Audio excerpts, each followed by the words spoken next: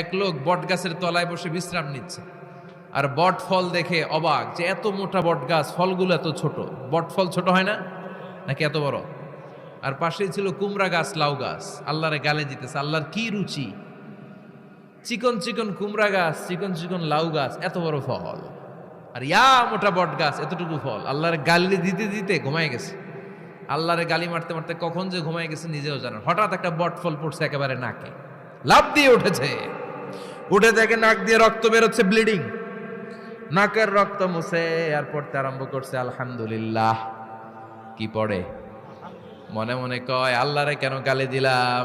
ওই কুমড়া যদি এইখানে হইতো, ওই লাউ যদি এইটার উপরে হতো, কুমড়া যদি একটা নাকের উপরে পড়তো, আমি নিজেই কুমড়া হইয়া যাইতাম। ঠিক কি না? সুবহানাল্লাহ পড়েন। Likey. Likey.